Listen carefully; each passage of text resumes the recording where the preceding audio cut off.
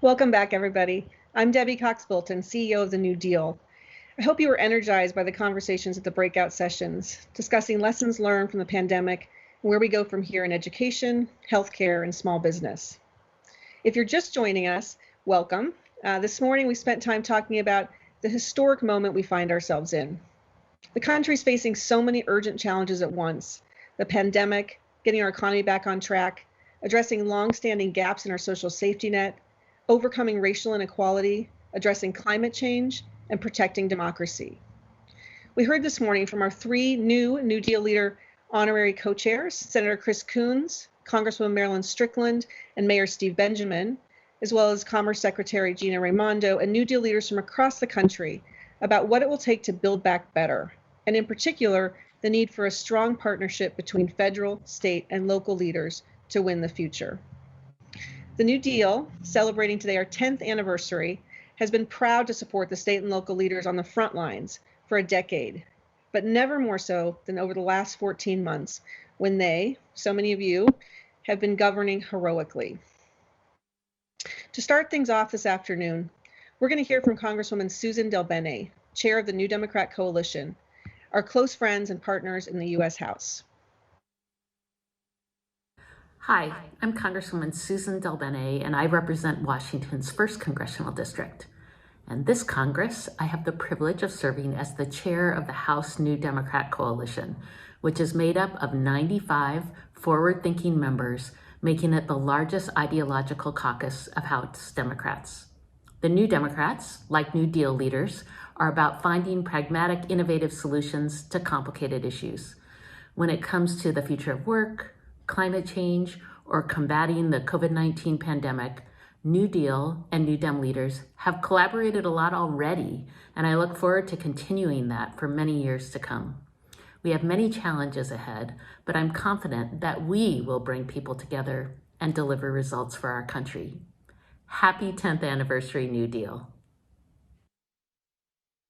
Really appreciate that message from Susan DelBene and looking forward to working with our partners in Congress to build back better post-COVID. Yesterday marked the 1-year mark since the murder of George Floyd, whose death, along with Breonna Taylor and too many others, was the catalyst for a long overdue renewed conversation about race in America, and in particular around police and criminal justice reform. We're honored today to have with us two New Deal leaders who are working on these issues in their communities. We've asked them to reflect on this moment, to talk about their reform efforts and the important work still ahead. I want to welcome longtime New Deal leader and newly elected mayor of St. Louis, Tishaura Jones, and Montgomery County Councilmember Will Jawando. And to moderate this important conversation, we're thrilled to have with us Jamal Simmons, political analyst, writer, CBS contributor. Jamal, thanks for being with us, and let me hand things over to you. All right, thank you so much. It is my pleasure to be here with this entire group. New Deal, we did an event together a little while back, and I just was so impressed with what it is you guys are up to. And then the two folks who I'm sharing this Zoom or this Teams platform with are people who I've known for a really long time and whose confidence I have that they are committed to fixing some of the big problems that the country faces and their communities face. So I want to just thank you all for asking me to facilitate a conversation between them. And that's what it's going to be. I'm going to just have a conversation that we can all kind of go back and forth about. A year ago, as was just said, we found that, George Floyd, Breonna Taylor, companies coming out, people making statements. Everybody's committed now to solving these questions of systemic racism. So, for me, I went and started to take a look at this and say, well, are the people who are claiming they want to solve this question of systemic racism, are they really the best people? Are they really equipped to solve this problem? So I started sifting through this, and I came up with something. I wrote a piece about it in Democracy Journal recently. I hope to take a look at it. It's called the 4% problem. Because what I found is when you take a look around at law, at the military, at corporate boards, at C-suite executives, at venture capital, you can go down the list, publishing, of all the leading institutions in the country, academia, who are tenure professors, the number of Black leaders who are at the table of decision making in some of our most pivotal institutions is really only about 4%. And that's just not enough for us to solve this problem. So we're going to talk about a bunch of different things, but I wanted to put that on the table because I think the people who are in this call are part of the cadre of folks who are equipped to tackle this problem. So I want to just get started. I'll ask a general question to get started, and Tishaura, maybe if you can kick us off here. As public leaders, as elected leaders, you face both governing responsibility. You've got to manage, budgets. You've got to figure out who shows up when and what the rules are and regulations, enforce existing laws.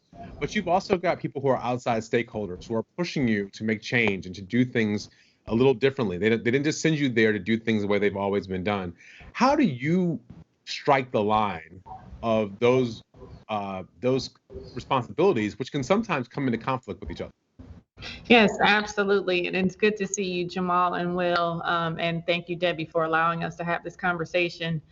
There is a balancing act because I was heavily involved in the protest community, here in St. Louis, which is 10 miles from Ferguson, where the death of Mike Brown sparked national protest in 2014.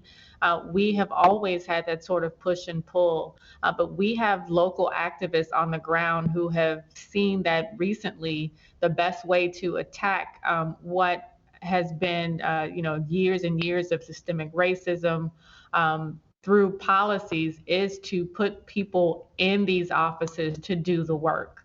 And so once I got elected mayor and I was sworn in exactly 36 days ago today, I brought those people to the table because I think that it's important that since they did the work in helping get elected, the work doesn't stop after the election or after the inauguration. It continues on advisory committees, on transition committees, because again, there could be things that I am not seeing because now I'm in this seat that they are seeing on a day-to-day basis. And I want to make sure that they have a seat at the table. One of the things I ran on was being the people's mayor. And so we are trying to make sure that we give ample opportunity for people to have conversations with their government, to have a say-so in how we spend their money. These are their tax dollars, and so we want to put them to work for the best use possible and to redefine what public safety means to make sure that we put the public back in public safety.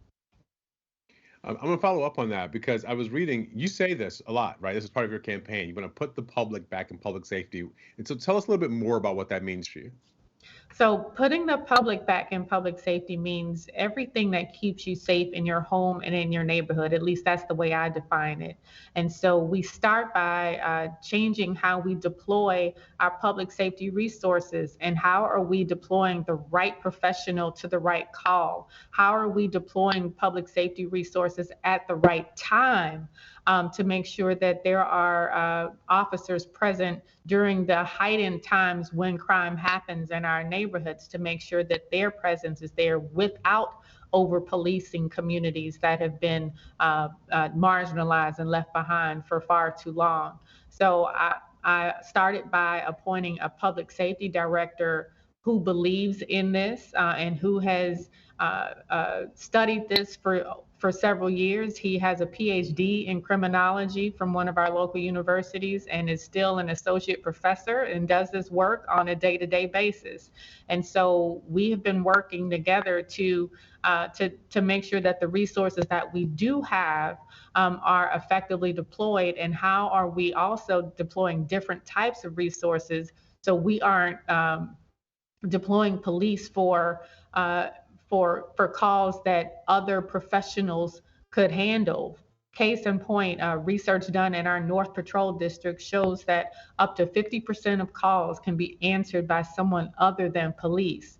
And so we are actively hiring more social workers, partnering with our behavioral health organizations to make sure that we're deploying the right professional to the right call so we can stop or diminish the chance of having unfortunate reactions or interactions with officers when people call 911. Well, thank you, Tishaura, Mayor Jones. I'm gonna get used to that, Mayor Jones. um, well, you kind of sit in a different seat. Your seat is you're in the government, but you also are still kind of a check on the executive. So, how are you balancing this responsibility of both being, somebody who's elected and somebody who still has to, make sure the executive is doing what they're supposed to do? Yeah, well, thank you, Jamal. And I feel like we should all be on first name basis here. But I am excited to say Mayor Jones too, so I'm going to probably say Mayor Jones all throughout. So good to be with you all. Thank you, Debbie and NewDEAL. It's a responsibility that's something I take very seriously. It's also a challenge, right? When you're managing an organization as big as we are, we are $6 billion budget, which is bigger than 4 states. We have 1.1 million people. That's bigger than 9 states. And I'm one of 9 people who decides how that money is spent. We have the budgetary authority, decides all the land use and zoning, and has to conduct oversight over a very large, government agency in partnership with the executive. And I also do it from a place. You talked about your 4% issue. I feel like I've lived in the 1 to 4% my whole life. When I worked on Capitol Hill, I was the only Black person working on the Senate Help Committee for Sherrod Brown and Barack Obama. And being in those rooms, I'm now the only Black person elected countywide on the county council, the first in 30 years, in a county that's got 4 of the most diverse cities in the country.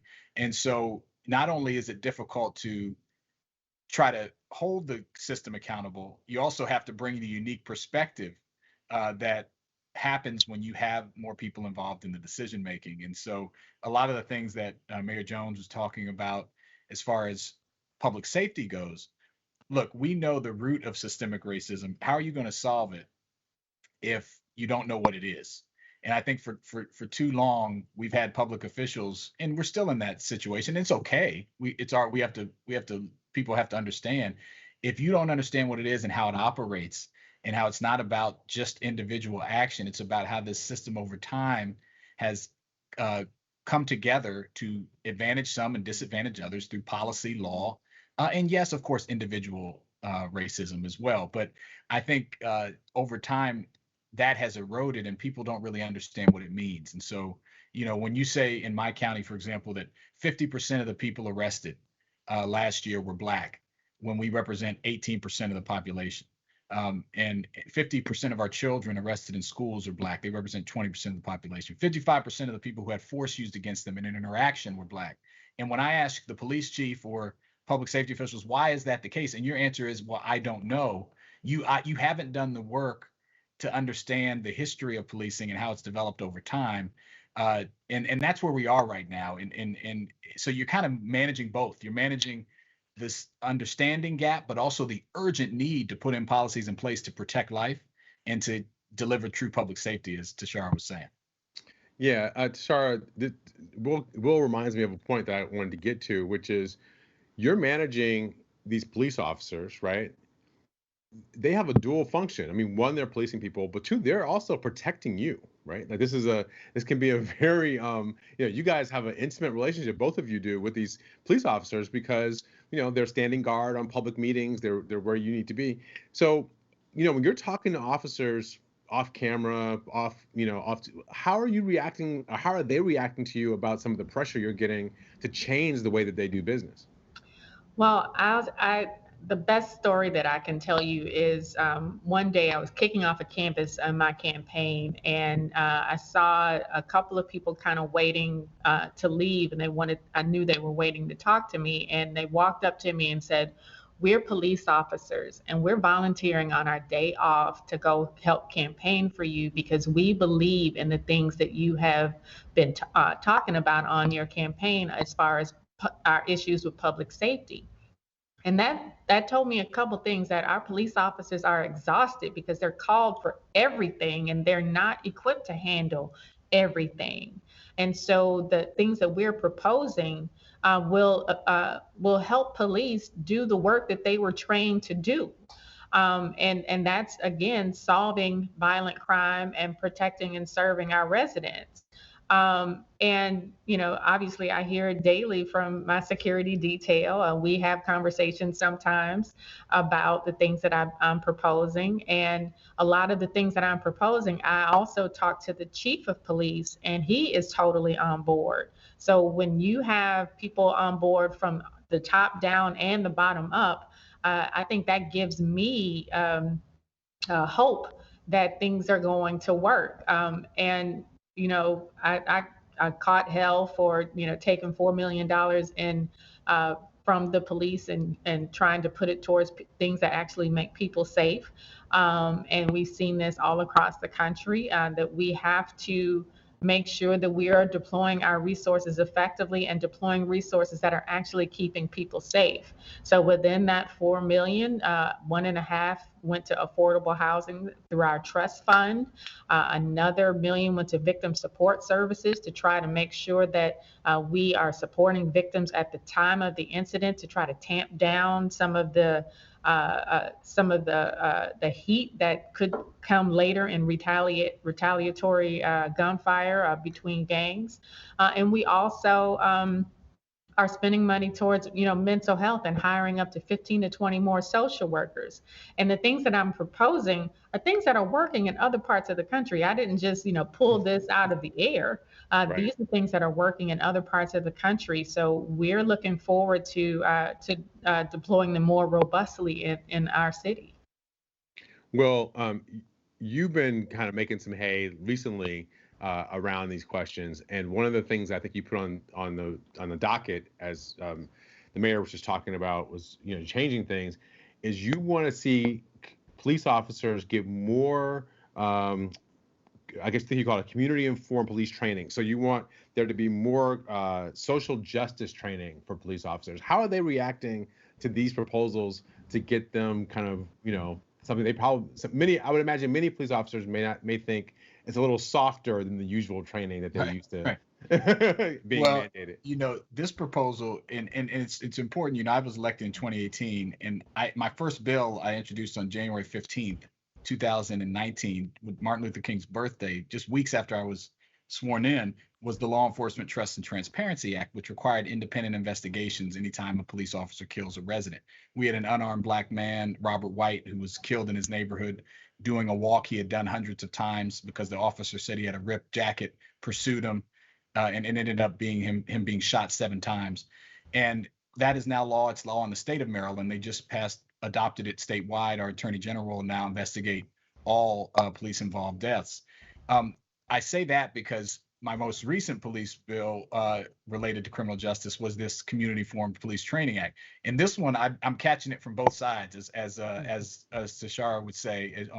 You have some folks that say, well, training doesn't matter, and you can't train racism out of people. Of course you cannot. But but what you can do is you can use it to help evaluate whether they're worthy of being officers. And so the way we've structured this is this will add an extra 5 weeks, if passed, to the 24-week training that our police officers have. And it will be topics that they don't get in the academy. The racial equity and social justice, the history of policing, right? You need to know, if you're going to be a police officer in a mostly Black and brown community or anywhere, that you need to know about the slave patrols in the Carolinas in the 1800s. You need to know how police and state-sanctioned violence was used to deny the vote and to break up labor unions and to harass LGBTQIA individuals. You have to know that to police well. And things like de-escalation and communication skills. Good police officers will always tell you the number one tool they have is their mouth, their ability to talk to people with respect. And so these are things that, because of the condensed time frame with which we train in the U.S., if you go overseas, we do, Europe, Asia, they do 1, 2, 3 years before you hit the streets. We do somewhere between 14 and 30 weeks, depending on where you are. So this would add 20% of the time, but also it will be a requirement that every officer who wants to be an officer has to do this, as well as the current leadership and current police officers. And it has to be used as an evaluative tool before you're entered into the academy. So if you do poorly on this type of curriculum, you might not be the right guardian for our community. So I think it's an important part of the puzzle. The problem with criminal justice reform is that people like to focus on one thing, and we really have to do all the things. We have to have the right people coming in. with the right training, weeding out the folks who aren't guardians. You have to have the right scope, right? Tishaura was talking about, we need police to do less, not more. We want them on violent crime, out of mental health situations, out of homelessness, out of schools. And then you need to have transparency and accountability, right? You got to do it all. And I think sometimes we get caught up in one or the other. But that's the challenge when you're trying to, work on a system that's 400 years in the making. Mayor, I was looking at some of the requests of activists in St. Louis and some of, concerns about environmental racism, defunding the police. But there's one that jumped off. Can you tell us a little bit about they want to close the medium security installation that you all call the workhorse? Mm-hmm. Yes. So, the workhouse was a jail that was, it was built back in the 50s or 60s, and it is currently uninhabitable. And so when I ran for mayor the first time in 2017, I advocated for closing it, and activists have been working tirelessly over the last several years to close it. And so on my first full day, I presented a budget that zeroed out the budget for the workhouse. And so we are working on becoming a one jail city, and making sure that the jail that we do have is habitable as well. On my fourth day in office, I visited the workhouse as well as our what we call the City Justice Center, our other jail downtown, just across the street from my office. And talk to our detainees. And I use that word explicitly, detainees, because they have not seen their day in court. They are still innocent until proven guilty. And the conditions in which we are keeping our detainees is horrible. They talked about being sprayed with bear mace. They talked about still being in the clothes that they were in after being sprayed with bear mace weeks ago. They talked about the food that they receive, and don't get me wrong, these are we're not trying to provide a hotel, but these people are in my care, and I'm the mayor, and the buck stops with me.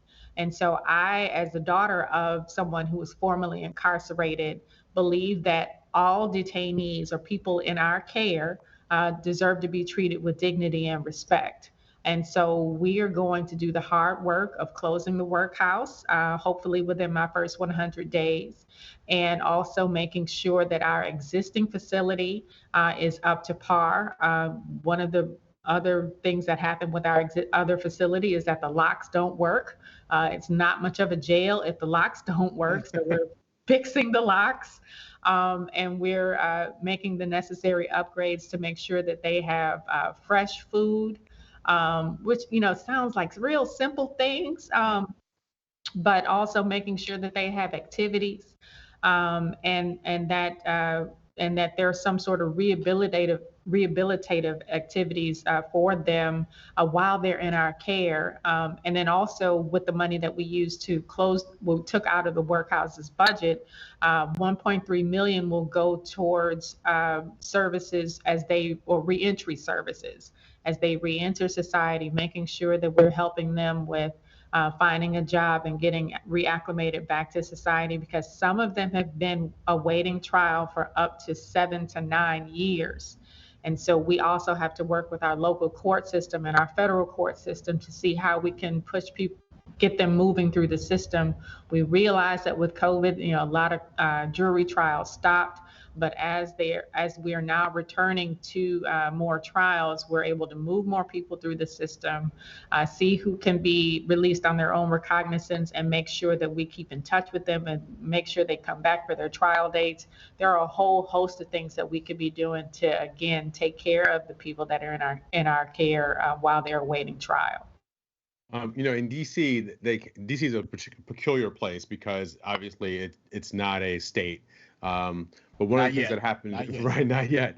One of the things that happened here is that they closed the correctional facility for a variety of reasons. But then what happened is for lack of space, people got transferred to places that were much further away from their family and their friends. So in terms of recidivism and keeping people connected to communities, there was a real challenge about, having those connections maintained when people got shipped off much further away. I imagine when you're thinking about closing facilities, that's got to weigh on your mind that you don't want to send people outside of a zone where they can still be connected to their family and friends. Yeah, we have several people awaiting federal trials as well. We were one of the sites for Bill Barr's sort of operation, what they called it Operation Legend, which had a lot of people get hung up on federal gun charges. About 200 to 250 people are awaiting trial on federal gun charges in our city. And so the federal government has taken their detainees and sent them to their facility, which is about an hour away. And so we're actively looking at how can we keep families connected when their loved ones are at least an hour away, and trying to be helpful there as well. Okay, I think we have Jordan Harris available. I think are you there? I am here. All right, good. I know I see you. I want to make sure everybody else can see you too. We've been having this conversation, and again, we've just been kind of going around and around. You're in Pennsylvania. I want to just give you a chance to hop in the conversation and talk about where you think things are today, a year after George Floyd's murder, and particularly what may be happening kind of in the Pennsylvania state legislature in terms of how you guys are addressing some of these criminal justice questions. Sure. So first of all, let me thank you all for having me. We're literally in session right now in the Pennsylvania House of Representatives. I am in an ante room talking to you because I wanted to be a part of this conversation because I think it's so important. So I apologize for being late. I'm literally listening to debate, voting, sitting back down, and doing it all so that we could be with you. In Pennsylvania, since the death of George Floyd, we've had significant movement, but not all the way there. One thing that we've been able to do, we now have a misconduct database. And what that basically does is anytime a police officer has a misconduct charge against them, it goes into a database that is a statewide database so that when and if the officer moves to another department, that department has to search the database, see the misconduct, and if they decide to move forward with hiring the officer, they have to sign the document acknowledging that they know that there's misconduct, and that document becomes viewable to the public. It's something that we hadn't had in Pennsylvania. We have, literally thousands of police departments across the Commonwealth, and what we saw was that police officers would have misconduct charges in one department, and they would just leave that department, go on to another department, and the next department didn't know about their past. So this database stops us from having that issue. In addition to that, we now have a law in place where if a police officer is involved in a shooting or they have to use deadly force, they have to have a mental evaluation before they're allowed to return back to the police force. And also, we included de-escalation training, racial bias trainings, and different things with regards to the mental health and the preparedness of our police officers. Now, we know for us that that's not enough. I mean, it was, we have a Republican-controlled House and Senate, so it was hard. We have a Democratic governor, so it was hard for us to get these things through. And we know that they're not the end-all, be-all. It's just a first step for us. There's two other things that we want to get done. One is around our use of force policy and how we do use of force in Pennsylvania. We want to change that. And the second one is around Act 111. Now, in Pennsylvania, our police officers cannot strike, and that's because of Act 111. So what happens whenever there is a police officer who is fired, they go through arbitration to get their job back. Now, here's the problem with that in Pennsylvania. One, arbitration is only paid for by municipalities and not paid for by the collective bargaining unit, which in Pennsylvania is the Fraternal Order of Police. So almost all of their claims when we fire a bad police officer, almost all of those go to arbitration. Two, the problem is that the arbitrators only come from one organization. And typically what we've seen is that when arbitrators side with municipalities, they are blackballed and never get a job doing arbitration again, right? So here's the major issue for us in Pennsylvania. We can have a great police chief who will fire an officer. The officer will be out of work for a year or two. Then the arbitrator will give them their job back with back pay. So in my city, in Philadelphia, we have a contingency of officers who have been fired, who can only do traffic. They're not allowed to do anything else because we know they have a history of doing things that are unbecoming to police officer. So until we change Act 111 in Pennsylvania, we'll never be able to get those officers that we need to get off the force. This sounds like the room they used to have in public schools for the fired teachers, the bad teachers, and they would stick them in a room and they wouldn't be able to go in the classroom, but you still had to pay them.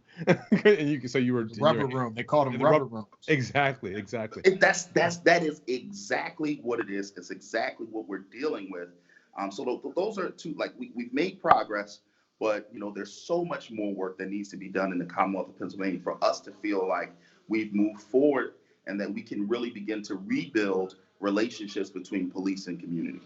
Okay, Jordan, they're asking me from a tech perspective, if you could turn your phone to landscape, and let's see if there you go. Yep, that's great. Will, I want to get you in here because I think you've been having some run-ins with the FOP of your own. So let's talk about that. And I think you've also got some questions about transparency and making sure the county is transparent with any settlements that it's reaching with people regarding police. So can you walk us through your issues here? Sure. And glad Jordan was able to join us and appreciate all the work you're doing there, brother. We passed a use of force bill. He mentioned use of force, and we passed a use of force bill that raised the standard of when deadly force can be used from when it's reasonable, which is the Graham v. Connor standard that's used across the country, which basically means if any other officer would have done it under similar circumstances. And that's a wide berth that leads to, almost never having officers convicted when they kill or seriously injure a resident. And so we raised that to necessary as a last resort after other reasonable alternatives have been used. The FOP, our police union, sued us. As my daughter walks in behind me here. We never mind that. That's never a problem. Can I put your computers to play Roblox? I'll bring it down to you in a second. We're lucky my daughter's not crying in the other room, so I'm happy.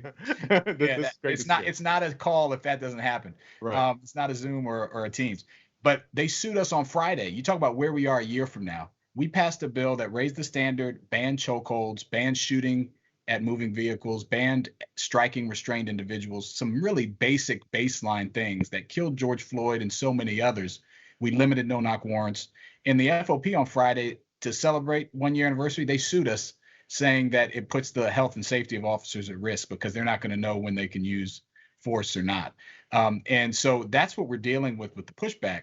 I also, to the accountability point, introduced a bill last week that will require us to disclose settlement agreements. This is a huge, I think Tishaura talked about taxpayer dollars, how it's being spent.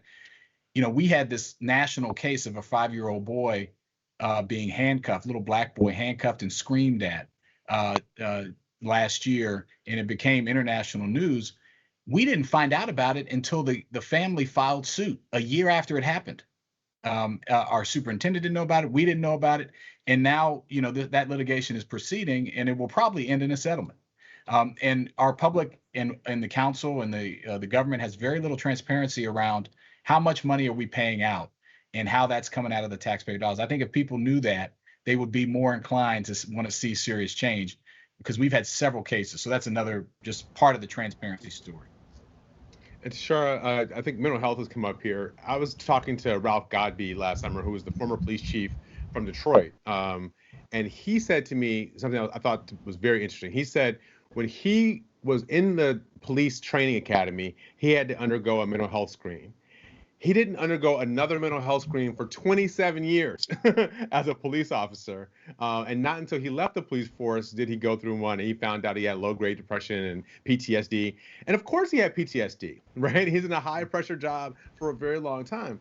So it just seemed, so his recommendation was he thought all police officers should have to go through mental health screenings once or twice a year, regardless of whether or not you've been involved in any kind of interaction, just as a sort of a maintenance to make sure that we're catching problems early and people are getting the support they need. Because the mental health problems those officers have show up and how they interact with the public, which then ends up causing mental health problems for everybody else in the city. Yeah, absolutely. And we recently launched our Cops and Clinicians program, which pairs an officer with a licensed clinical social worker to respond to calls that involve mental health and substance abuse issues. And so they are in the car together as partners during an 8-hour shift. And what I know is going to happen, that's not my theory. I know what's going to happen. Yeah. There will be some accidental therapy that happens in between calls, right? But to your point, I'm sure a whole host of officers have PTSD from the things that they have seen and experienced on the job, because it's one of the most difficult jobs in the country. And to Will's point on transparency and lawsuits, we just settled a $5 million lawsuit for an officer who was beat by his colleagues when he was undercover at some protests that we had back in September 2017 that was as the result of an officer being found not guilty for killing an unarmed Black man. I think that sometimes people, we think that people would act differently when they know that what it costs. But I just took $4 million from open positions, and which is only about 2% of the budget, and there are some people just going crazy. But we have to do something differently, because doing the same thing over and over and over again and expecting a different result, especially in public safety and government services, is the definition of insanity. Jamal, could I jump in? 10 seconds? We're out of time, but I'm going to give Jordan a chance to give us one last shot because he didn't get a chance to get in early. Jordan, what else can you tell us about what you guys are working on in Pennsylvania that we should know about before we take off here? So I think, for us, like I said, the use of force policy is important. Getting done with Act 111 is extremely important. But to your point about settlements, I mean, in Philadelphia, we have a budget already set aside every year about settlements because we know we're going to get sued because we know something's going to happen. So just that is just crazy to think that we have a budget already placed aside because we know we're going to get sued. What we want to see in Pennsylvania is we want to see us have a process by which we can get, bad police officers off the street. Look, we all know that many of our friends and family members are police officers and they do the job well. But we can't get to a society where our community is going to trust police officers enough to call them. And I'm going to underscore this. In my city, we had 500 homicides last year. 500 homicides. Our homicide numbers now are up 40% this year over the same date last year. Well, you can't expect folks to feel comfortable to talk to police officers if they don't feel comfortable talking to police officers. So all of these things are intertwined, and it's all a big part of public safety as a whole. So, I'm grateful for the work that everybody is doing across this country to address this issue. I'm grateful that we've used what happened to George Floyd to kind of spur more progress, because many of us on this call and watching know the only difference between what's happening now and 10 years ago is that the camera phone technology got better, because we've been talking about these issues for years happening to Black and brown communities across the country. All right. Jordan Harris, County Councilman Will Jawando, elected statewide in one of the largest counties in the country, got more constituents than some members of Congress, and the mayor, Tishaura Jones. Thank you all for being here. It's great. Great conversation. Thank you for having us. Thank you, guys. I'm Virginia Senator Mark Warner. And more importantly for today, I'm proud to be one of NewDEAL's co-chairs on now 10 years of innovative, forward-leaning leaders from local, state, and federal levels, talking about how we grapple with our country's problems. And now, coming out of COVID, there is a real opportunity for NewDEAL leaders to demonstrate their innovativeness, their creativity, and their opportunity to try new things. The truth is, the American Rescue Plan has provided virtually unprecedented one-time money to state and local governments all across our country. I can tell you in Virginia, we were able to get $4.3 billion to the Commonwealth's state government. At the local level, we provided almost $3 billion of additional funding. And for K-12 schools, close to $2 billion additional. I know in your states, you're having those additional funds as well. And we need to make sure that we bring the kind of ingenuity and vision that New Deal leaders have brought to their elected positions over the years to make sure that we take this one-time cash infusion and use it in a creative way. I know New Deal as well is moving to the next generation of leadership at its national level. I want to continue to participate, but I welcome our new co-chairs in their leadership role. And as we look around at New Deal leaders like Pete Buttigieg, who managed to go from being a New Deal leader to mayor to potential presidential candidate and now transportation secretary, I know there are many in this crowd who will have bright futures like that in front of them. So congratulations to all involved. I look forward to the great suggestions and policy initiatives that will come out of this Ideas Summit, and I hope I'll be able to continue to participate for many years to come. Great. I want to thank Senator Warner for his leadership over the past several years as honorary chair. And I want to thank all our friends that sent messages to us today to help us celebrate our 10th anniversary. It's now my great pleasure to introduce one of the most insightful analysts and strategic thinkers in the Democratic Party. From the deep divisions in our society to the rise of Donald Trump, we're living through a unique moment in American history. To help us understand the trends that have brought us here and what those trends portend for our politics in the coming years, I'm so grateful to have with us Doug Sosnik. Doug has spent about 35 years advising U.S. presidents, senators, governors, foundations, universities, and corporations. He's also the co-author of a best-selling book, How Successful Political, Business, and Religious Leaders Connect with the New American Community. I was fortunate to meet Doug when he worked at the Clinton White House, where he served for 6 years in a number of capacities, including as senior advisor for policy and strategy and as White House political director. So Doug, thank you so much for being with us. I've been looking forward to this all day to hear from you. What's going on? Let me turn it over to you. Great. Thank you, Debbie. It's great to be here with you all today.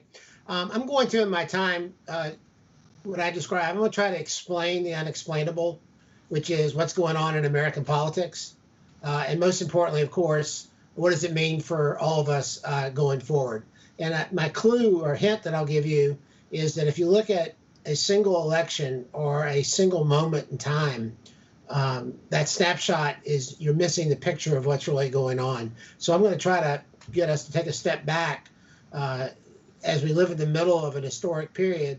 I think it's sometimes hard to understand in the middle of that what is real, what is significant, and why it's happening. So if you go to the next slide, this is a quote, probably the first webinar, your Zoom call you've been on, where Vladimir Lenin has been quoted. But he said that there are decades when nothing happens, and then there are weeks when decades happen. And just this, since the beginning of this year, just to give you some idea of what we've been through in less than 6 months, we had on January 5th, the Senate switched parties.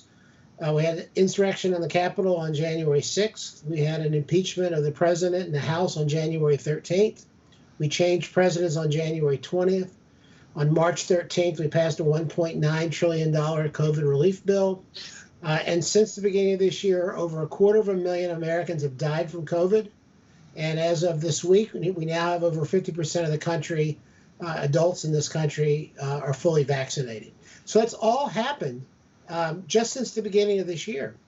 And so what is going on, I think, is we're going through, not advance the slide, you can leave it. So this, go ahead.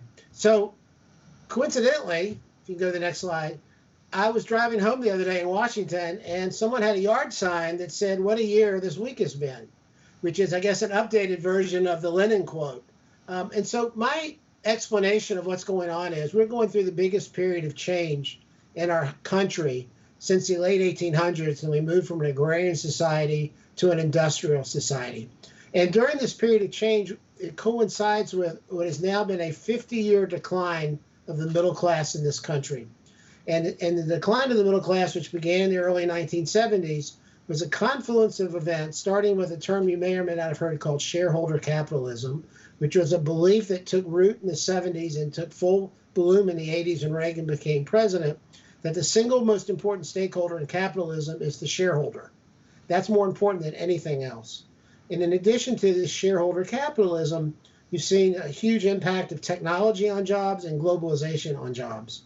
And this trend now that was 40 years in the making exasperated the people at the top from the bottom with the 08 economic crises, as well as the COVID-19 crisis, in which in both cases, on the recovery side, you've seen what they call K-shaped recoveries, where some people on the high part of the K have returned back to normal economically, and the people on the bottom part of the K who've been the hardest hit during this period of time are the ones that are the last to recover. So this is called a hinge moment in history. If you think about a door hinge, a piece of metal holding two pieces of wood together, we're transitioning from a 20th century top-down manufacturing economy to a 21st century digital global economy. And so it's in this transition with some winners and a lot of losers that it's driving our politics. So if you go to the next slide, just want to just a couple of points here. The last 3 points I want to just highlight for a moment. The way I would describe the different divisions right now is half the country thinks we're changing too fast, and the other half of the country doesn't think we're changing fast enough. And we all know about the impact that these political debates are having on America corporations. And the last point I think is the most important one as you think about the future. This is not a moment in time. This is a period of time, this period of turmoil. It's going to continue well into this decade, as it has in the past, which I'll show you in a moment. So if we go to the next slide, this is some data from Pew. This is through 15. The data in 16 was consistent. At this point, we all have to kind of wait and see what happens out of COVID. But what you can see on the left, if you start in terms of they're quantifying the decline in the middle class, which I think is probably worse now. If you look at the bottom, you can see that middle belt, 61% of the people in this country in 1971, according to Pew and their formula of what constitutes middle class, has shrunk to 50% in 2015. It's probably lower than that now. And you look on the right, you can see the middle slide. You can see that middle income in America right now constitutes less than the combined lower and upper income. And last on the right, which is probably most important, if you look on the left in 1970, you can see the middle class had 62% of the aggregate income in America. And you can see on the right, this is through 14 and 15, that it's down to 43%. So this is an enormous drag on our middle class. If you go to the next slide. So most people think the government is broken. This is trust in government going back to the late 1950s. You can see it's near an all-time low. Most people think the government is either broken or it's corrupt, and that it's corrupt in the sense that it benefits the wealthy. And this is a political environment that takes people like Donald Trump and Bernie Sanders and Elizabeth Warren, who are considered outside the mainstream of American politics as recently as 5 years ago, and they're now driving the political debate in both parties.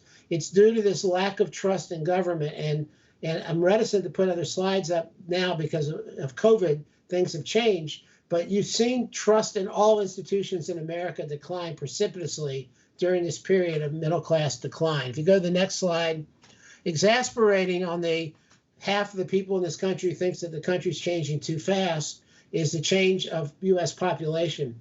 By the early 2040s, the whites will be less than 50% of the population in this country.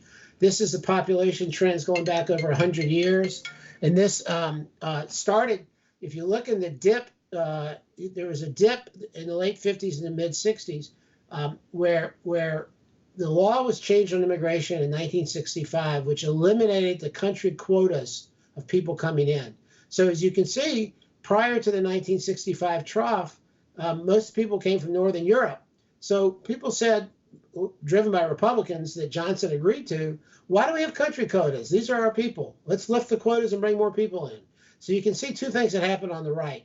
One is a huge increase in immigration, and the other is it comes from the south of the border, not in Northern Europe. So this has changed is increasingly changing who we are as Americans. And this has created even more turmoil and divisions between the people who think the country's changed too much versus the people who fear the country hasn't changed fast enough. If you go to the next slide. So as a result, we're in a period now where 7 out of the last 8 elections, the country's gone out and voted against whoever's in power. So what that means is essentially every 2 years, the people have gone out and voted against whoever they voted for 2 years earlier. If I were sitting here 5 years from now celebrating your 15th anniversary, my guess is the 11th out of the last 12 elections, the country will have voted for change. So the country is voting not so much what they want, but rather in this period of turmoil, which we're deep into and are going to continue, I think, as I said a couple of times already into this decade, while we can't get a consensus on what we're for, we're pretty much voting against in this environment whoever is in power. So this is going to continue, I think, well into this decade. If we go to the next slide. So I want to talk just for a moment about the fact that we now have 5 fault lines of divisions in America that really, if you know these 5 things about a person, you know pretty much how they're going to vote. First is their age. So there's a generational divide. Secondly is race. Third is religion. Fourth is geography. And the last and most important is education level. So if we go to the next slide. So when we say America's a divided country, we mean America's a divided country. If you see this in the 2016 election, the Hillary Clinton, as we all remember, almost got elected, and if 78,379 had voted differently in 3 states, she would have become president. And you can see on the right that less than 44,000 people, if they had voted differently, Trump would have been elected president. The one thing I learned from 2020 was 2016 was not a fluke. I really thought, first, I didn't think Trump would win. And secondly, I thought it was just, one day out of 100 that it happened to be the day that he got elected. What 2020 showed was that the Trump vote was real. In fact, it increased to 76 million people. And he represents half the country. If you go to the next slide.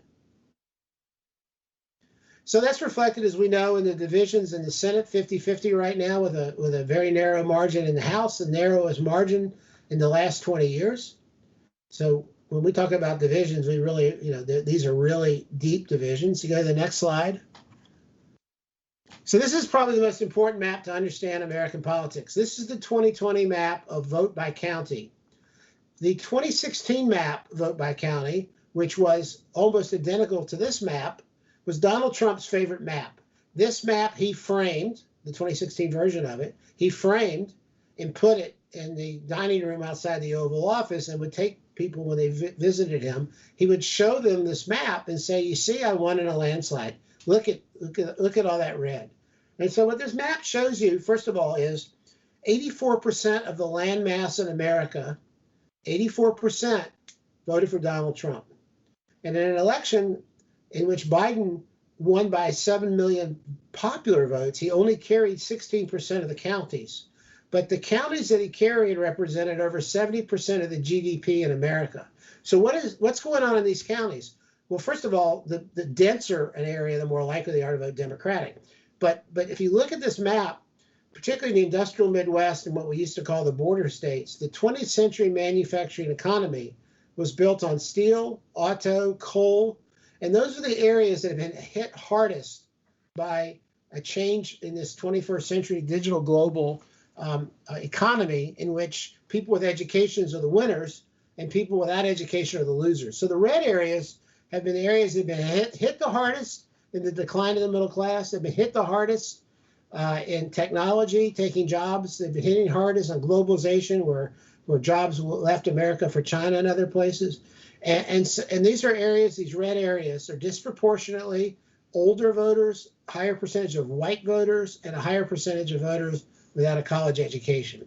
So those blue areas are areas tend to be younger, higher percentage of non-whites, and most importantly, have a higher levels of education. And up until about 20 years ago in our country's history, people moved to where jobs were.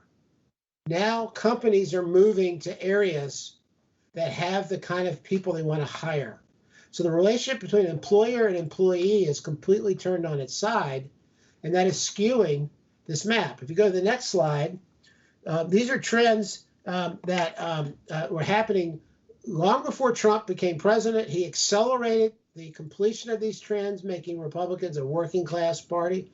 But there were 206 counties that voted for Obama in 08, Obama in 12, and Trump in 2016. 206 counties. All but 25 of those counties, Trump carried again in 2020. And what distinguishes those counties is the fact that those were working class counties, counties where people did not have a college education. So Biden's coalition now is largely higher educated voters and blacks. And if you look at polling, the higher educated voters are far more liberal on most issues than blacks. So the poll by the party to the left is through these educated voters more than anything else. But the Biden coalition is different than the Obama coalition. If you go to the next slide. So just to quantify how divided we are, and remember I mentioned geography is one of the great 5 dividers, you can see that all but 6 senators of the same party who carried their state in 2020, 96% of members of Congress of the same party who carried their district in 2020, and over 3/4 of the state have a single party state government control. So go to the next slide.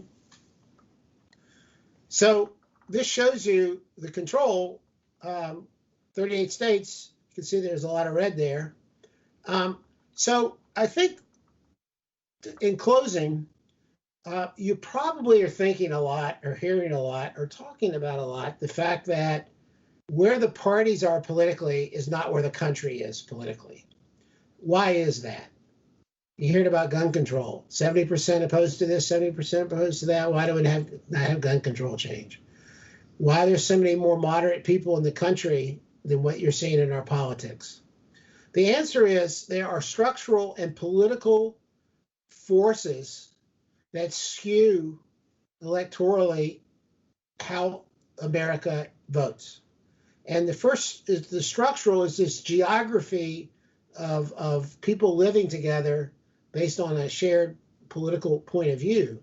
So these red areas are actually redder than America, and these blue areas are bluer than America.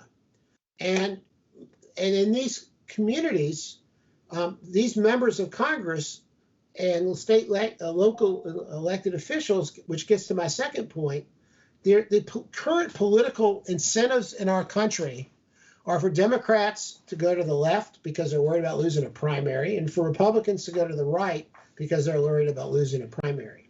So we have a structural problem, which is a problem for Democrats in terms of electoral college and the Senate in particular. But our biggest problem is, and I would say that what I've found in my years of working in Washington, that while elected officials aren't really good at leading, and our congressional, the legislative branch of government is the lagging branch of government. In other words, change in America never comes from Congress. It comes from the courts primarily. And eventually the Congress will ratify that change after there's a consensus in the country. And so what I always say is, well, elected officials don't always, in Washington, always lead. Once a line has formed and there's a consensus, they will be very quick to get to the front of that line and lead that line. And I don't believe that this divisions that I've shown you up until now here on this deck, I don't believe that we're going to resolve these divisions anytime soon. We're going to continue to have this period of turmoil and chaos. If we have time and you're interested in the Q&As, I can talk about how we're going to get out of this. But fundamentally, until we change the incentives in our country politically, we're going to still get what we've got. And we're beginning to see the changes. And what I mean by that is you're starting to see jungle primaries where it's the top 2 finishers go to the next round, and that puts a priority on moderate voters. You're seeing ranked choice voting around the country, which again puts more of a premium on moderate voters. You're seeing nonpartisan reapportionment and redistricting moving from state to state, which is going to encourage more districts being drawn in which you need moderate voters to win. You're going to see continued electoral college reform, in which every state is going to increasingly have a relevancy in terms of the electoral college vote.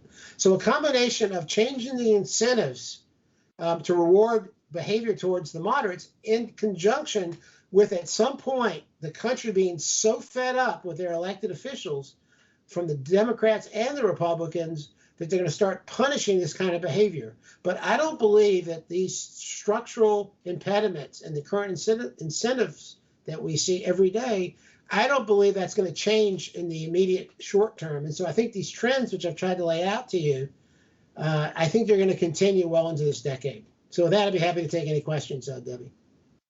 Thank you so much for that presentation. I think I'd love to start a couple of questions to you with the one you started to pose to yourself, which is how do we get out of this? And in particular, you're talking to a group primarily of state and local elected officials who are close to the ground with constituents. They have people in both those camps that you're talking about, of people who want to change and people who think the change is coming too fast. You know, both kind of to advice to individuals who are looking to bridge gaps, but also you know, as a country, how do you think that we eventually get to the other side of this? Well, I think to me, the answer of eventually is easier than the short term.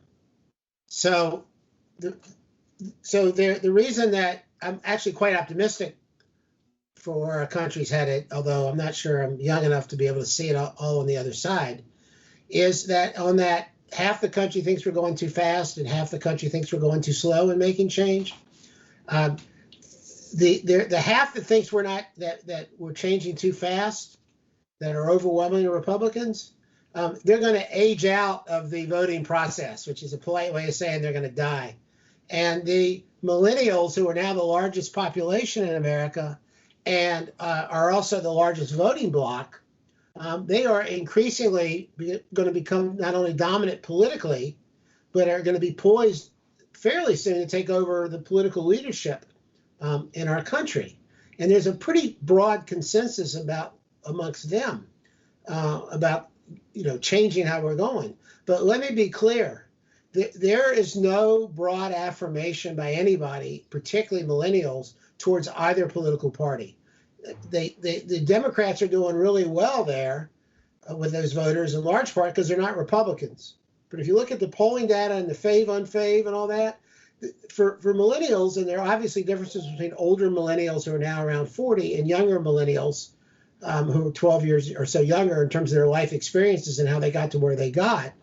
But what they share in common is they fundamentally believe that all of our 20th century institutions, including our political parties, are relics from the past. They're in the same basket as Sears and Roebuck and 20th century failed institutions. And so, well, I think, frankly, where the majority of Americans are is they're pretty libertarian on social issues, particularly younger people, and they're somewhat moderate on fiscal issues. And so I think over the long term, millennials are probably in many ways more in line with the greatest generation in terms of more of a sense of community and being less concerned about the old party labels and more concerned about their community and working together. So I believe as the baby boomers are finally pushed off the stage after having run this country into the ground for the last 50 years, I do believe on the other side of that, there will be a broad consensus led by the millennials towards a whole different way of approaching life and government and community. And just for the record, I'm a Gen Xer, not a baby boomer, despite my teenagers calling me baby boomer all the time. Boomer. What about the first question, Doug, on from a kind of thinking about advice for elected officials now who are having to navigate this? Any advice on how to talk to both camps, frankly, and try to bring people together to get some stuff done in the meantime while this demographic change is playing out? Well, obviously, the answer to your question is it depends. Depends where you are, depends the community, depends what you're running for. But as a general matter, I think there is a trend that is undeniable, which is how people vote for president is how they vote for Congress, Senate, mayor, city council. And you're seeing the right starting to weaponize school boards elections around the country as well. So there is more of a trend towards either being blue or red in terms of how people are oriented in voting. I would say that the lower you are on the food chain of the elected office, so in other words, the office you're holding or seeking, the closer it is to the people, the more you can engage on them on the issues and what matters, and less about the jihad that goes on every day in Washington and every night on cable TV. So I think that dealing with issues that people care about and having demonstrating how you have an impact. I can tell you it's something that's underreported in the press, and I'm thinking about writing about it, but I don't know if I have the energies yet, is midterms almost never really tell you what's going to happen in the next presidential. The midterm elections are all about turnout. Democrats had the worst probably election in the United States history in 2010, and 2 years later, Obama got reelected. It's the only election out of the last 8 in which the country voted for continuity. So, to answer your question, if you're in an off-year election, turnout is really everything. I think when you are in a presidential year and you have the voting that we had the highest vote in over 100 years, then it's more about talking to the middle. And you saw, I can explain it at some point if you want. You saw, though, in the closing days of the 2020 elections, that despite the people tending to vote one way all the way down, there was a pretty significant split from Trump to Republican congressional and Senate candidates, and that shifted in October. And a lot of them were in suburban areas. And people that liked a lot of the policies of Trump but were uncomfortable with him personally. And also a fear that the Democrats were going to go too far to the left if they had power in all branches of government. So a big issue for you to deal with is, when are you on the ballot? And the more you're not in a presidential year, the more turnout and motivating people is going to determine the outcome of your election. The last thing I'll say, it's the big bet that Biden's making right now, which is can the Biden administration and their policies have such a positive and tangible impact in people's lives that people are going to be motivated enough to go out and vote in the 2022 midterms, when history has shown the energy in these midterms of a newly elected president is always on the out party, getting their people to go out and vote against who's in power.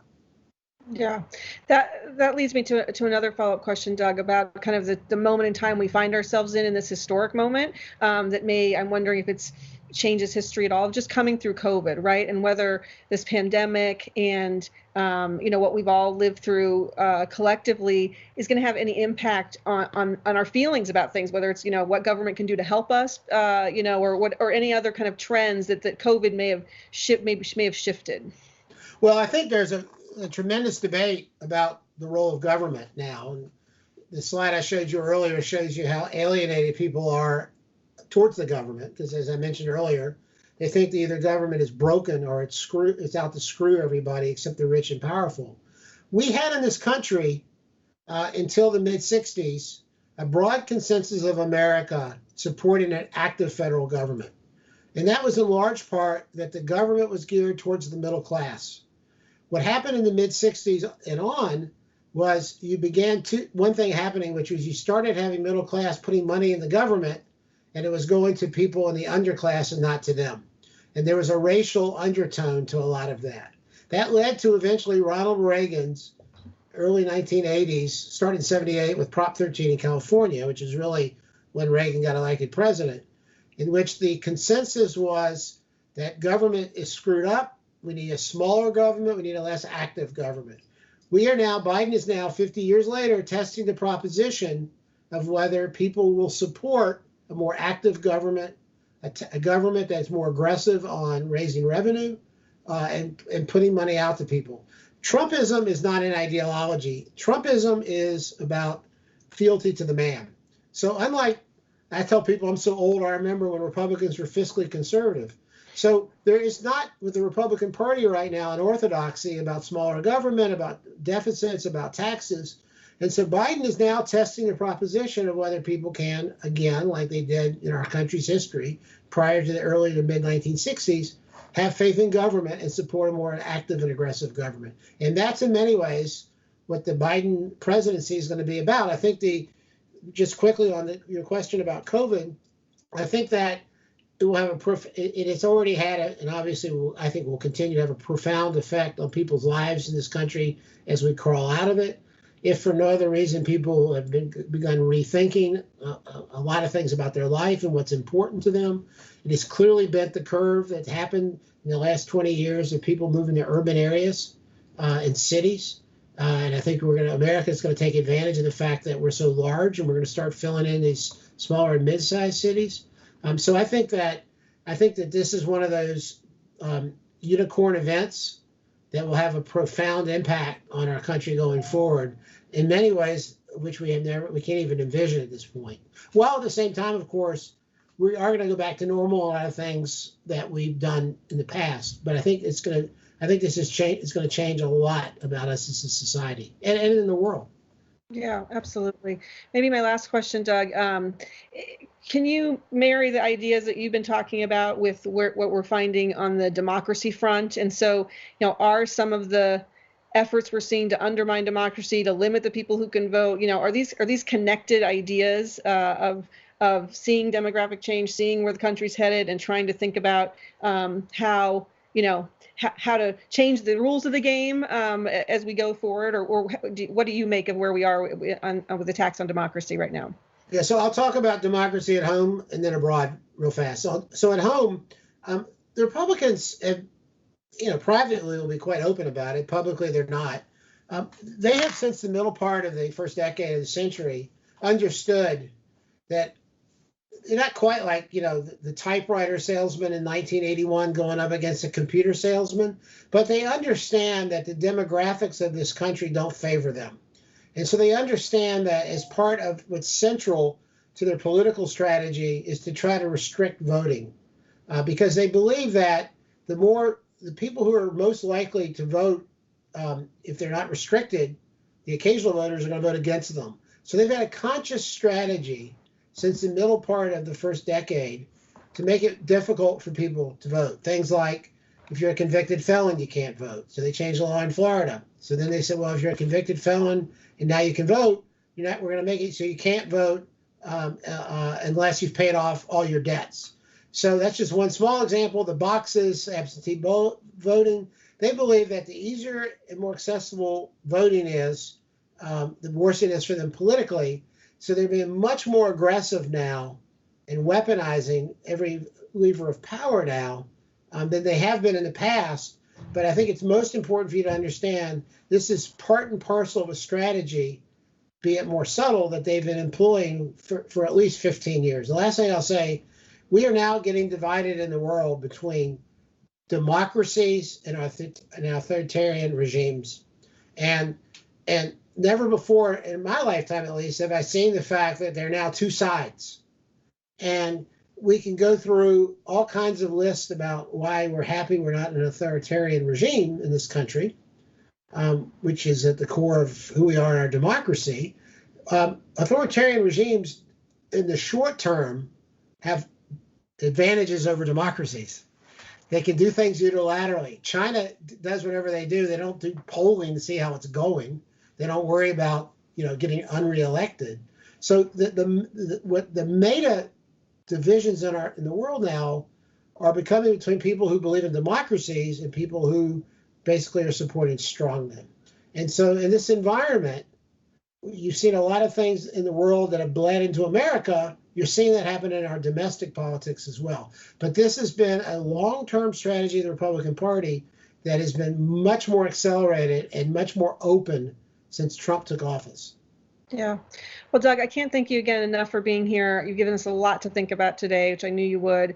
And we look forward to staying in touch as these developments continue with our eye toward the long-term optimism for sure, and what we can do to bend the curve in the short term maybe too. Right. So thank you so much, Doug. Nice to see you all. I'm going to go ahead and turn it over to a couple New Deal leaders with a message for us, and then our fierce founder and board president, Helen Milby, will take over to introduce our final speaker of the day.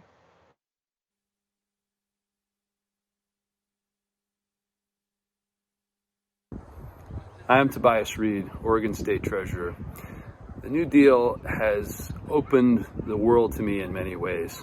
I've always been committed to Oregon, but gaining skills and confidence thanks to the New Deal is worth acknowledging and worth sincere thanks. I wouldn't be in the position I am now. I wouldn't be thinking about what I can do for Oregon in the same way were it not for the skills and the experiences that the New Deal has made possible. So happy birthday, and thank you, New Deal. Hi, I'm Councilmember at Large Derek Green. I want to thank the New Deal for making an investment in me Through your investment, I'm able to do so much more for the citizens in the city of Philadelphia. Right over my shoulder is City Hall. And every day when I'm in City Hall, I'm able to do so much more for the citizens of this great city because of the investment of the New Deal in me and in state and local leaders all around this great nation. I want to congratulate the New Deal on 10 outstanding years, and I can't wait to see what they'll do in the years to come. Great to see so many friends today, and I just can't wait till we gather in person in November, and then hopefully in Philadelphia next year, and perhaps another place, I'm thinking New Orleans, in 2023 or sooner. My name is Helen Milby. I'm the very proud founder of the New Deal. And when we started this organization 10 years ago, I had dreams and hopes, but we've lapped all of them thanks to the incredible leadership of Debbie Cox-Fulton and our mighty, incredible team of staff, our board, supporters, and allies. I am always reminded when I see each other about the ideas and the spectacular nature of this organization. As Senator Kuhn said, this network feeds and sustains our spirits. As we celebrate our 10th anniversary, it feels like we were built for this moment. What we've been through this last year and what the leaders have done on the front lines is incredible and strong and inspiring. And now I feel like this network of 180 plus electeds around the country, many that you've seen today, are here to support the Biden-Harris administration with their incredible challenges and opportunities on the horizon.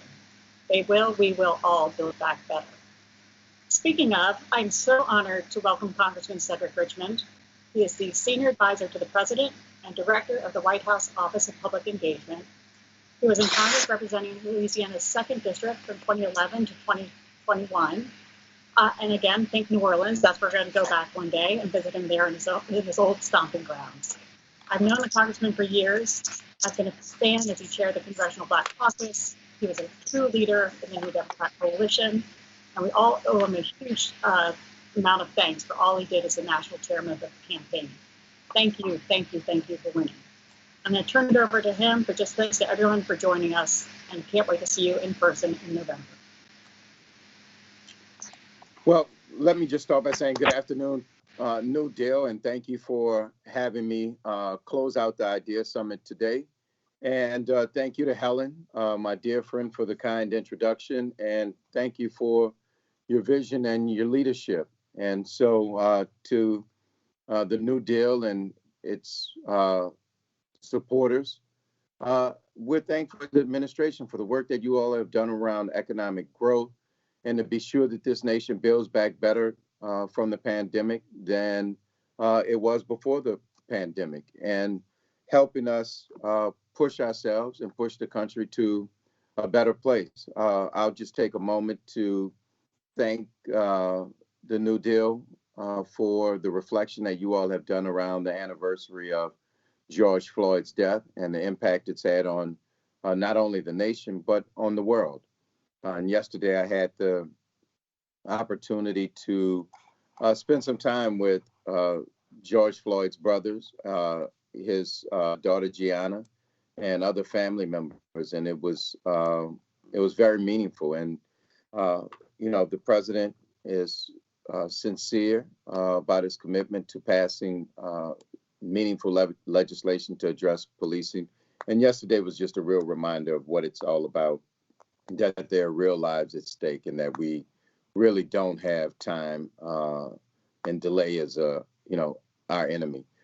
And so, as we talk about delay being an enemy, I think it's a good transition into our effort to get America back on track by addressing the multiple crises that we face in this nation, whether it's getting people vaccinated so that we can beat the pandemic, whether it's delivering aid to our American citizens, whether it's food, whether it's money, whether it's just support in other ways. We have to be there. And part of it's important, and the president says this, that we show that government can be there for people, and that government can deliver for people.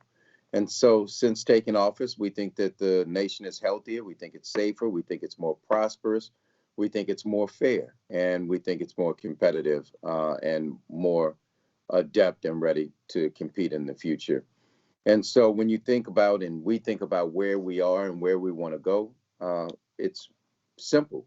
We want to grow the economy from the bottom up and from the middle out and take care of and expand the middle class. That's what's important to us. And the president says all the time that job is, it's about more than a paycheck. It's about dignity. And we want to make sure that we provide those opportunities. But if you just look at the economy that we have and that we're working on, our economy is growing faster than it has in the last 40 years.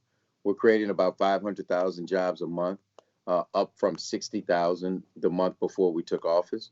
Insurance claims, unemployment insurance claims are down. Average wages are beginning to increase. And Americans have a little extra money in their pockets because we sent them checks through the American Rescue Plan. We sent out checks to almost 160 million households. And so it's important, but the next step is making sure we reopen the economy and address the challenges that we know that we will face as we reopen. Americans are going to return to a bunch of sectors in the federal government that the recession dramatically hurt. So you think about restaurants, hotels, rental cars, airlines, cruise industry, and many more. And so as this happens, we think that there'll be a temporary imbalance between supply and demand. And, so whether it's going to be fewer rental cars, fewer airline flights, and demand is up until all of the regular schedules and all of those things come back, we think that we will see some short-term supply chain bottlenecks. And, that'll just be because we're reawakening a dormant sectors of our very vast and complex economy. And so these adjustments are going to take months to figure out, but we don't see, nor do we expect signs of persistent delocation or long-term inflation. So that we do know. And the other thing we do know is that Americans want to work. It's going to take time for our workers to regain confidence in the safety of the workplace, reestablish childcare, school, and commuting arrangements, and finish getting vaccinated. So because of that, I think you may see some short-term labor supply shortages for the next few months as we get the majority of Americans fully vaccinated. The other thing I want you to think about is that it was April 19th when we announced and opened up vaccinations to everybody over the age 19. Well, the process to get fully vaccinated from your first shot to the end is a span of almost 5 to 6 week period before you're fully vaccinated. And so as people get fully vaccinated and get the confidence to come back into the workplace, we know that there'll be short-term growing pains. But here's where we are. This is what we want to do, and this is what the Biden administration is about. We want to invest in American infrastructure, and just as important, we want to invest in the American people. We think that's our greatest resource, our greatest asset, and it's the most important investment we can have, and it'll give us our biggest return. So as we invest in our roads and our bridges and our ports and our airports, seaports, as we invest in rail, as we invest in broadband, all of those things to help businesses and help us get goods to market, we're also going to invest in our people. We're going to invest in healthcare. We're going to invest in the care economy in terms of helping those families that are actually sandwiched in between caring for an elderly family member and caring for a young child. We're going to invest in a number of things to empower families to control their own destiny and be architects of their own future. And that's going to come through the American Jobs Plan. It's going to come through the American Families Plan. We are seeing wages go up, which is good. We're seeing the complaints because of wages going up, and that's not good. We think that we're going to do these investments, and we're going to ask businesses who have really benefited from infrastructure investments and will benefit more from the future infrastructure investments to pay more. We're going to ask 3% 1/3 of the top 1% to pay more. And it goes back to that thing that I learned when I was small, to whom much is given, much is required. But the middle class has been busting their tails to keep this country afloat, and we're going to ask those who have done well to do a little more than they have been doing. And we think that over the long term, it's going to benefit business, it's going to benefit the top, but it's going to extremely benefit the middle class and those aspiring to be in the middle class. And so we just are happy to be here. We're partnering with businesses. Today, I welcomed my first guest in my office, and that was the CEO of Disney. And if you have a 7-year-old, you prioritize who your first guest will be. And, in my household, Disney runs all things. So we're going to keep, working and trying to figure out ways to empower our families and invest in our families. And we think that we're doing it in a smart way. We're still in negotiations with Republicans. But inaction is not an option, and raising taxes on people make under $400,000 is not an option. So thank you all again for having me. Helen, I really appreciate you including me and thinking of me.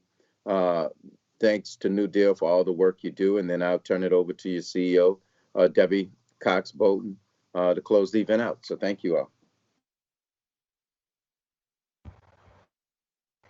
Thank you so much, Congressman Richmond, for those words, for being with us today, and most importantly, for your leadership and the leadership of the administration to work with state and local leaders around the country to get us back on track. And to all the fantastic speakers and friends who joined us today, thank you for being part of our virtual Spring Ideas Summit. The important conversations we had today were only the beginning. In the coming months, it's going to take every single one of us working together to emerge from the pandemic stronger than before. The good news, again, with the leadership from Biden-Harris administration, our friends in Congress, state and local leaders once again have partners who are going to work with us to build back better. With a historic investment from the American Rescue Plan and hopefully soon the American Jobs and American Family Plans, we'll be able to make transformational change. We will address longstanding inequalities in our safety net and expand opportunities for all, ensuring an equitable recovery and a post-COVID America that works better for everyone. As I look back on the New Deal's first 10 years, I am so incredibly proud of all we have accomplished together. What we do over the next 10 will determine America's future, and that future is bright. Thank you for being with us today, and we will see you all very soon.